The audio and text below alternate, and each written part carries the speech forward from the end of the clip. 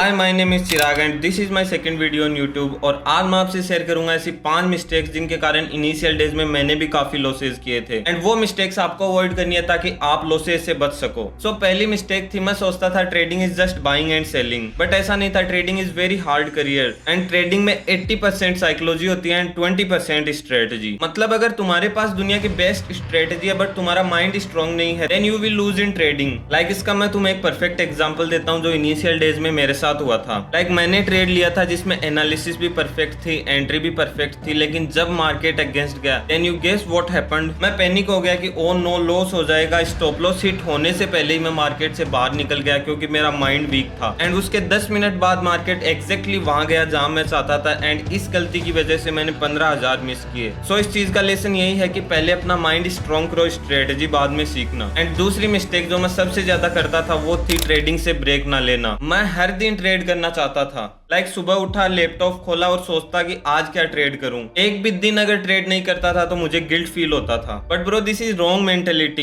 Professional traders कभी कभी हफ्ते में भी सिर्फ एक ही ट्रेड लेते हैं, वो वेट करते हैं राइट सेटअप का। बट मैं अपने आप को फोर्स करता रहता था, today I have to trade, मुझे ट्रेड करनी है, प्रॉफिट करना है, पैसे कमाने हैं, ये सब चीजें आती थी माइंड के अंदर। बट इनका रिजल्ट्स क्या निकला? Trades, impulsive decision and unnecessary losses. And जब मैंने अपना ट्रेडिंग जर्नल चेक किया, मैंने उसमें देखा 40% ऑफ माई लॉसेज जिनका कारण था सिर्फ ओवर ट्रेडिंग या बिना सेटअप के ट्रेड करना। एंड मैं सिर्फ हाई क्वालिटी सेटअप्स पे ट्रेड करता तो मैं भी उन लॉसेज से बच सकता था। So always remember doing nothing is also a strategy and case position is also a position. And now तीसरी जो मैं सबसे बड़ी मिस्टेक करता था वो था ईगो के अंदर आके ट्रेड करना या ट्रेड को होल्ड करना सिर्फ ईगो के कारण। एंड ऑनेस्टली जब आप ईगो के अंदर आके ट्रेड करते हैं या ईगो में ट्रेड होल्ड करते हैं तो सिर्फ लॉस नहीं होता, पूरा अकाउंट वाइप आउट होता है। लाइक एक बार मैंने सेल किया था एंड मैं बेट कर रहा था कि मार्केट नीचे जाएगा क्योंकि मेरी फुल एनालिसिस थी, मैं कॉन्फिडेंट था। बट मार्केट ने वहीं से बुलिश मूव दिखाया तो टेक्निकली मेरा तो स्टॉप लॉस हिट होना चाहिए था, बट मैंने ईगो के अंदर या ओवर कॉन्फिडेंट होकर उस ट्रेड को इतना होल्ड किया कि मेरा पूरा अकाउंट ही वाइप आउट हो गया। सो द थिंग इज कि मार्केट को नहीं फर्क पड़ता कि तुमने एनालिसिस क्या किया है, तुमने किस साइड पोजीशन बनाई है, मार्केट वहीं चलता है जहां उसको चलना होता है। एंड मैंने भी सिर्फ ईगो के अंदर आके या ओवर कॉन्फिडेंट होके पूरा अकाउंट वाइप आउट कर दिया था। सो द लेसन इज कि मार्केट से मत लड़ो।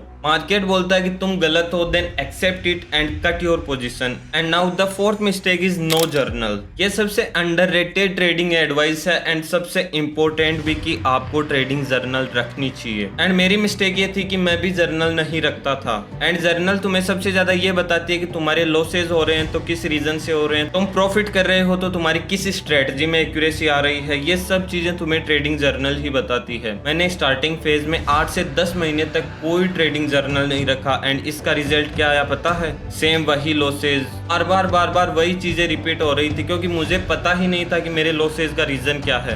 एंड फाइनली जब मैंने जर्नल बनाना स्टार्ट किया तो मैंने देखा 60% ऑफ माई लॉसेज वो सिर्फ एक ही टाइप की ट्रेड से हो रहे थे। एंड अगर ट्रेडिंग जर्नल नहीं होता तो मैं ये चीजें नहीं जान पाता। तो आज ही ट्रेडिंग जर्नल बनाना स्टार्ट करो एंड जब तुम 3 महीने बाद अपनी जर्नल को रिव्यू करोगे then this thing will blow your mind. And अब बात करते हैं एक ऐसी लास्ट मिस्टेक की जो काफी ज्यादा ट्रेंडिंग में चल रही है अभी भी, एंड वो है social media comparison. Social media ने मुझे भी पागल कर दिया था एंड आई बेट कि उसने तुम्हारी भी साइकोलॉजी खराब कर रखी होगी। लाइक इंस्टाग्राम खोला तो आज मैंने 50,000 का प्रॉफिट किया, और ट्विटर खोला तो इस वीक 2 लाख रुपए का प्रॉफिट किया, एंड यूट्यूब खोला तो एक वीक में 10,000 रुपए कैसे कमाए। ये सारी चीजें तुम्हारी ट्रेडिंग साइकोलॉजी को खराब करने का एक रीजन है। And the most important thing कि वो सारी चीजें फेक हैं या चेरी पिक देम, क्योंकि वो अपने लॉसेज नहीं दिखाते, क्योंकि ये चीज पॉसिबल ही नहीं है कि ट्रेडिंग में किसी के लॉस हो ही ना। कंसिस्टेंटली प्रॉफिट करना यहाँ पॉसिबल है ही नहीं। सो द थिंग इज कि सबकी जर्नी डिफरेंट है। किसी के पास 10 लाख कैपिटल है और जरूरी नहीं तुम्हारे पास 1 लाख भी हो। तुम 50,000 से ट्रेड कर रहे हो या 20,000 से एंड तुम कंपेयर कर रहे हो किसी 10 लाख वाले बंदे से। So bro how can you compare yourself to them?